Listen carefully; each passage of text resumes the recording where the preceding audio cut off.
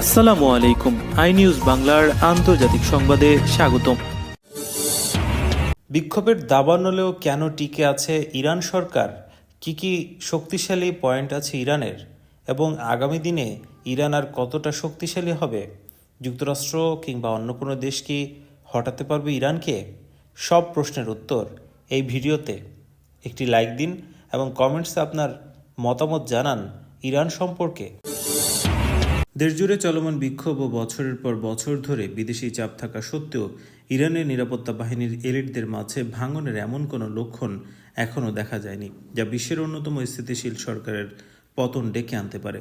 যুক্তরাষ্ট্রের president Donald ট্রাম্পের বারবার সামরিক পদক্ষেপের হুমকি ইরানের ধর্মীয় শাসকদের ওপর চাপ আরও বাড়িয়েছে। বিক্ষোভ দমনে তেহরানের কঠোর অভিযানের ঘটনায় এই হুমকি এসেছে।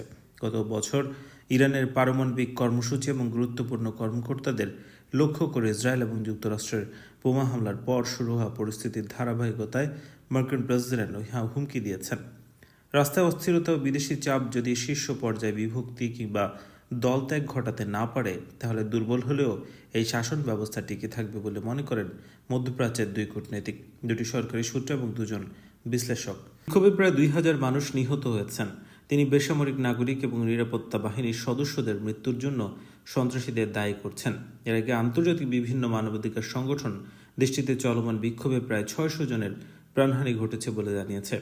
ইরানের কয়েক স্তরে নিরাপত্তা কাঠামোর কারণে অভ্যন্তরীণ ভাঙন বেদিত বাইরের চাপ দিয়ে দেশটিতে পরিবর্তন আনা অত্যন্ত কঠিন বলে মন্তব্য করেছেন ইরানি ও আমেরিকান শিক্ষাবিদ ও আঞ্চলিক সংঘাত এবং যুক্তরাষ্ট্রের পররাষ্ট্রনীতি বিষয়ক ভালি নাসর। তিনি বলেন, দেশটির কয়েক ধাপের নিরাপত্তা স্তরের মূল ভিত্তি বিপ্লবী গার্ড বাহিনী ও আধা সামরিক বাহিনী বা সিজ। এই দুই বাহিনীর সদস্য সংখ্যা প্রায় 10 লাখ। তিনি বলেন, এই ধরনের কিছু সফল করতে হলে দীর্ঘ সময় ধরে রাস্তায় মানুষের জমায়েত থাকতে হবে আর রাষ্ট্রের ভাঙন ঘটাতে হবে। রাষ্ট্রের কিছু অংশ, বিশেষ করে নিরাপত্তা বাহিনীর একটি অংশকে দলত্যাগ করতে হবে। ইরানের বিক্ষোভের বিষয়ে মন্তব্য জানতে জেনেভায় জাতিসংঘ ইরানি মিশন, যুক্তরাষ্ট্রের পররাষ্ট্র দপ্তর এবং হোয়াইট হাউসের সঙ্গে ইমেইলে যোগাযোগ করলেও তাৎক্ষণিকভাবে কোনো সাড়া পাওয়া যায়নি। দেশটির 86 বছর বয়সী সর্বোচ্চ নেতা আয়াতুল্লাহ খামেনির অতীতের একের পর এক অস্থিতিশীলতাও টিকে গেছেন। 2009 সালের পর দেশটিতে পঞ্চম বৃহৎ আন্দোলন চলছে। গভীর এবং অমীমাংসিত অভ্যন্তরীণ সংকটের মুখেও শাসন ব্যবস্থার স্থিতিশীলতা ও সংহতির প্রমাণ এটি, বলেন মিডল ইস্ট ইনস্টিটিউটের পল সালেম। সাবেক মার্কিন কূটনীতিক এবং ইরান বিশেষজ্ঞ অ্যালান আইয়ার বলেন, পরিস্থিতি বদলাতে হলে বিক্ষোভকারীদের এমন গতি তৈরি করতে হবে যা রাষ্ট্রের অভ্যন্তরীণ শক্তিশালী বিভিন্ন প্রতিষ্ঠান, ধর্মীয় শাসনের প্রতি অনুগত বড় জনভিত্তি এবং 9 কোটি জনসংখ্যার দেশটির ভৌগোলিক ও জনতাত্ত্বিক ব্যাপ্তি অতিক্রম করতে পারে। তবে বিশ্লেষকরা বলছেন, টিকে থাকা মানেই স্থিতিশীলতা নয়। ইসলামী প্রজাতন্ত্র 1979 সালের পর থেকে সবচেয়ে গুরুতর চ্যালেঞ্জগুলোর একটি মুখোমুখি হয়েছে। নিষেধাজ্ঞা অর্থনৈতিক শ্বাসরুদ্ধ করে রেখেছে। পুনরুদ্ধারের স্পষ্ট কোনো পথ নেই। কৌশলগতভাবে ইসরায়েল ও যুক্তরাষ্ট্রের চাপ রয়েছে।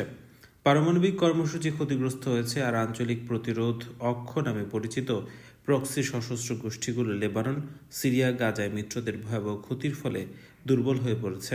নাসর বলেন, ইরান পতনের মুহূর্তে পৌঁছেছে বলে মনে করেন না তিনি, তবে সামনে এগুনোর পথে দেশটি এখন অত্যন্ত কঠিন পরিস্থিতিতে রয়েছে। মূল্যবৃদ্ধির প্রতিবাদে গত 28 ডিসেম্বর ইরানে বিক্ষোভ শুরু হয়। পরে তা সরাসরি দেশটির ক্ষমতাসীন শাসক গোষ্ঠীর বিরোধিতায় রূপ নেয়। রাজনৈতিকভাবে সহিংস দমনপীড়ন ইরানের অবশিষ্ট বৈধতাকে আরও ক্ষয় করেছে।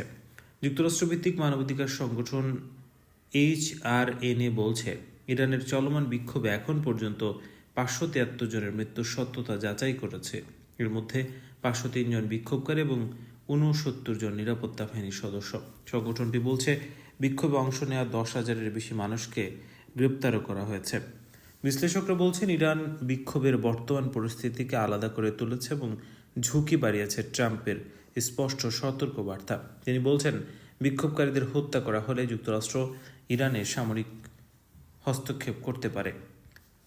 মার্কিন এক কর্মকর্তা বলছেন, ইরানের বিষয়ে বিকল্প সব উপায় নিয়ে আলোচনা করার জন্য জ্যেষ্ঠ উপদেষ্টাদের সঙ্গে বৈঠক করবেন ট্রাম্প। তেহরান বলছে, ওয়াশিংটনের সঙ্গে যোগাযোগের পথ এখনও খোলা রয়েছে।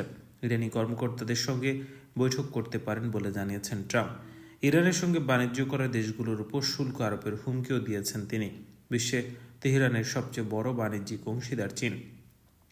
এক ফোন আলাপে ইসরায়েলের প্রধানমন্ত্রী বেঞ্জামিন নেতানিয়াহু ও যুক্তরাষ্ট্রের পররাষ্ট্রমন্ত্রী মার্কো রুবিও ইরানে মার্কিন হস্তক্ষেপের সম্ভাবনা নিয়ে আলোচনা করেছেন।